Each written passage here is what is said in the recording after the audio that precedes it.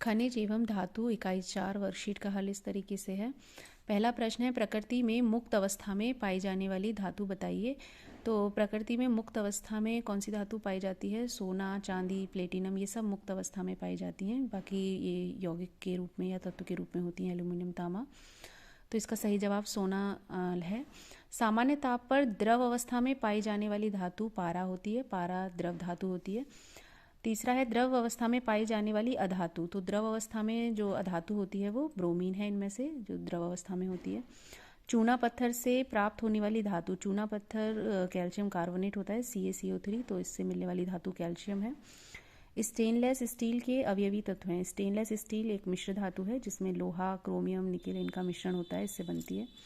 Next है, धातुओं को संक्षारण से बचाया जा सकता है। मतलब धातु को नष्ट होने से हम किस तरीके से बचा सकते हैं? तो तीनों ही तरीके हैं, यानी उपरोक्त सभी, इनके द्वारा हम धातु को बचा सकते हैं। तो पहला प्रश्न हमारा इस तरीके से कंप्लीट हो जाता है। नेक्स्ट क्वेश्चन है खाली जगह का कि जिप्सम से प्राप्त होने वाली धातु कौन सी है? तो जिप्सम से प्राप्त होने वाली धातु कैल्शियम है। ठीक है, कि जिप्सम जो होती है हमारी CaSO4 हो गया, तो इससे प्राप्त होने वाली धातु कैल्शियम है। और कार्बन ग्रेफाइट विद्युत का सुचालक होता है। और वैत्ता भट्टी से प्राप्त लोहा पिग आयरन है। अयस्क से शुद्ध धातु प्राप्त करने के विज्ञान को धातु कर्म कहते हैं। तो इस तरीके से ये हमारे खाली जगह हैं। ये तीसरे क्वेश्चन में कुछ अयस्क दिए हुए हैं, इनके रासायनिक सूत्र हैं, ये कंप्लीट करने हैं। जैसे हेमेटाइट का Fe2O3 है, कैलामाइन जिंक कार्बोनेट यानी ZnCO3 है, बॉक्साइट का Al2O3 और 2H2 यानी 2 अणु जल के हो गए। तो इस तरीके से ये कुछ अयस्क दिए हैं और ये इनके रासायनिक सूत्र हैं। नेक्स्ट क्वेश्चन है मैचिंग का। बॉक्साइट एल्यूमिनियम का अयस्क होता है, इससे मिलाना है। कैल्कोपायराइट कॉपर का, कैलामाइन जिंक होता है, अर्जेंटाइन सिल्वर और कोयला कार्बन। इस तरीके से मैचिंग हो जाएगी। इसके बाद नेक्स्ट क्वेश्चन है रासायनिक समीकरण लिखिए। मतलब इसमें रासायनिक समीकरण लिखनी है। जस्ता हाइड्रोक्लोरिक अम्ल के साथ क्रिया करता है तो क्या होता है? जस्ता यानी कि जिंक हो गया, Zn, इसकी HCl से क्रिया होती है तो जिंक क्लोराइड यानी ZnCl2 बनेगा और हाइड्रोजन गैस मुक्त होती है। इसी तरीके से सल्फर की क्रिया नाइट्रिक अम्ल से होगी तो सल्फ्यूरिक अम्ल बनता है, H2SO4, और SO2 और NO2 बनते हैं। सोडियम जल के साथ क्रिया करके सोडियम हाइड्रोक्साइड बनाता है। मतलब Na की क्रिया H2O से कराएंगे तो NaOH यानी सोडियम हाइड्रोक्साइड बनता है और हाइड्रोजन गैस मुक्त होती है। इसी तरीके से मैग्नीशियम गर्म पानी के साथ क्रिया करता है, यानी तो भाप के साथ, तो मैग्नीशियम ऑक्साइड बनता है MgO और हाइड्रोजन गैस मुक्त होती है। तो ये रासायनिक क्रियाएं हैं। इसके बाद ये एक पैराग्राफ दिया हुआ है, इसको कंप्लीट करना है। कभी कभी लापरवाही से हम लोग लोहे का सामान, औजार आदि खुले स्थान पर छोड़ देते हैं। कुछ दिन बाद उन औजारों पर भूरे रंग का पाउडर जम जाता है जो जंग कहलाता है। और रासायनिक रूप से ये भूरा पाउडर आयरन ऑक्साइड होता है जिससे औजारों की चमक नष्ट हो जाती है और धीरे धीरे औजार खराब हो जाते हैं। औजार के खराब होने को धातु का संक्षारण कहते हैं और धातुओं पर पेंट या ग्रीस या तेल लगाकर इनको संक्षारण से बचाया जा सकता है। तो इस तरीके से ये कंप्लीट करना है पैराग्राफ। नेक्स्ट में प्रश्नों के उत्तर एक शब्द में दीजिए। जैसे कि पहला प्रश्न है कि सोने के आभूषण में कठोरता लाने के लिए उसमें मिलाई जाने वाली धातु, सोना जो होती है वो एक नरम धातु कहलाती है, तो उसको कठोर करने के लिए उसमें कॉपर मिलाया जाता है जिससे ये कठोर हो जाता है। आघात वर्धनीय धातु कौन सी होती है? मतलब आघात वर्धनीय धातु होती हैं जिनको हथौड़े से पीटने पर वो चादर के रूप में परिवर्तित हो जाती हैं, जैसे सोना, चांदी, एल्युमिनियम, ये सब हैं। अधात्विक खनिज अभ्रक, कोयला, पेट्रोलियम आदि होते हैं, मतलब जिसमें धातु की मात्रा कम हो वो अधात्विक खनिज हैं। दरवाजे में लगने वाली कील किसकी बनी होती है धातु की? वो लोहा हो गया। प्राकृतिक रूप से द्रव अवस्था में पाए जाने वाला अधात्विक खनिज पेट्रोलियम है, वो द्रव अवस्था में होता है।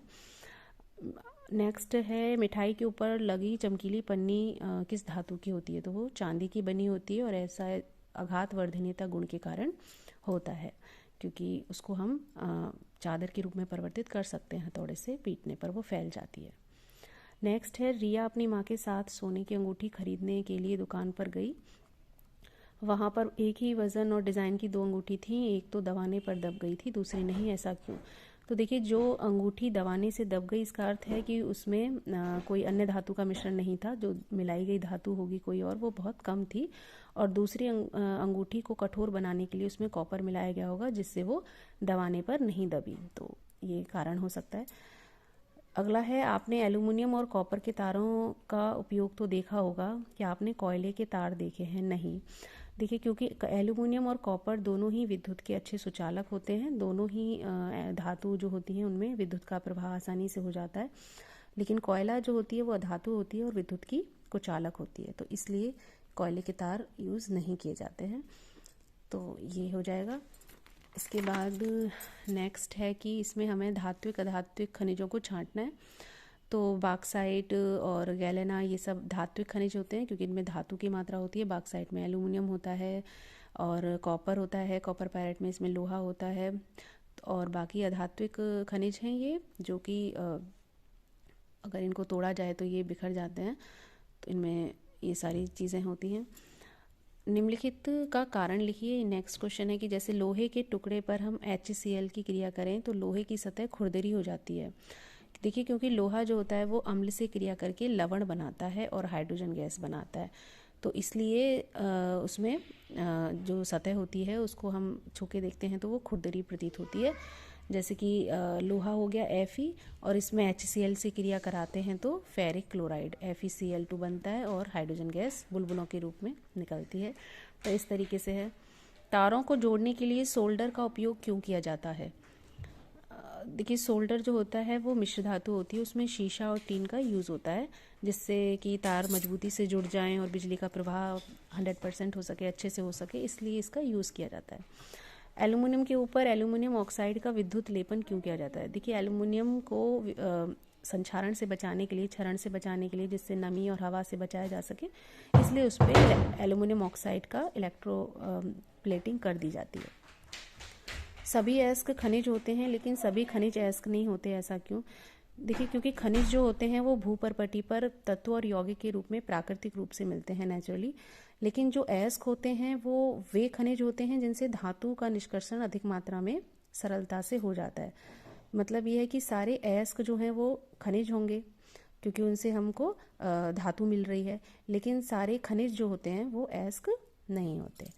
तो इस तरीके से ये वर्कशीट हमारी कंप्लीट हो जाएगी। धन्यवाद।